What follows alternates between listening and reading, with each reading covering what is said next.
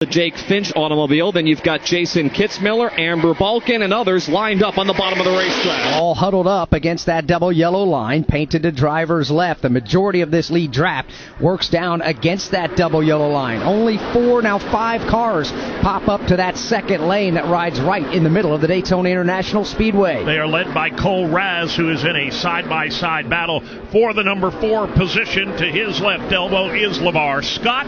They're all chasing Wallace Allen off turn 2 to the backstretch. Isabella Robusto there in the second spot as the top 3 now continue to pull away from the rest of the field. Side-by-side racing resumes from 4th on back, led by Cole Raz in the outside lane and LeVar Scott on the bottom. Cole Raz getting some bump drafting courtesy of the machine of Brendan Queen, who is trying to push his lane forward. Raz still side-by-side with Scott for 4th. Oh, look out, trouble off turn number 4. Cletus McFarland will get turned to the bottom of the racetrack, and another sledgehammer shot to the safer barrier. Amber Balkin is involved. A couple of other drivers go for a spin as well, including Kyle Steckley.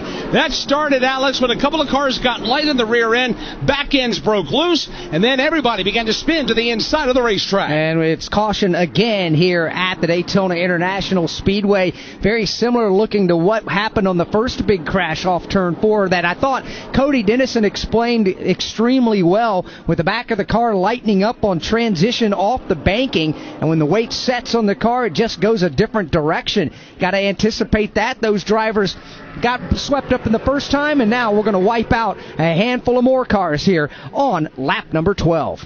The Dente 200 season opener, working our second caution flag. 3 cars involved in the crash here, up off of the corner. It started when Amber Balkin got the left front of her car, clipped the flat part of the apron of the racetrack in turn 4.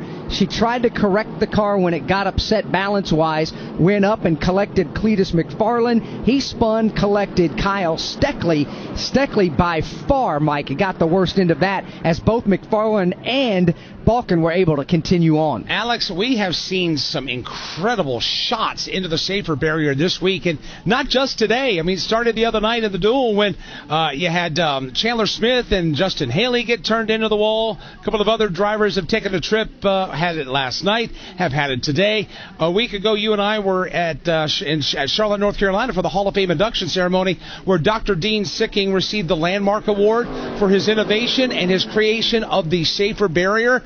We are so grateful and thankful that those barriers are in place here this weekend. We absolutely are, and ironically, where these 2 drivers, where Kathleen Legg went head-on into the safer barrier in crash 1, Steckley here in crash number 2, it's in the same part of the Daytona track on the driver's left at the entrance to pit road that, ironically, NASCAR Hall of Famer Ricky Rudd from this class went for that wild flip that he had once his car lost control off turn 4 and went through the grass. It's no longer grass. It's all been paved down there now, and now we got safer barrier before that big wall. So, yeah, Dr. Dean Sicking and his team at the University of Nebraska, we can't thank them enough for developing the safer barrier. Lots of folks are looking on here today at Daytona, evaluating and analyzing the talent that's on the racetrack, Chris Wilner, and seems that a NASCAR Cup Series champion is looking on as well. That's right, and that's Kyle Larson. He's got his son Owen up on top of the pit box for Corey Day, of course, both from California, and Corey Day now joining Hendrick Motorsports. Kyle, you're relaxed watching this, but if you're Corey Day, how much of a learning curve is this, kind of making his super speedway debut? I don't know. I think he's been in the middle of one wreck and got to miss one there, so I don't know. As the field shrinks, I'm not sure, all that you can learn, but hopefully just keep it out of trouble the rest of the race and just complete all the laps, and I'm sure there will be a lot that he'll take away from it. But yeah, they got to get the car a little faster right now. I think there's some damage, and maybe they can fix it up right here and it can be back to being competitive. How much has Corey leaned on you? Obviously, 2 guys from California, you both race sprint cars, of course, part of High Limit Sprint Car Series, but has he leaned on you a lot in the early part of his stock car career? Not really.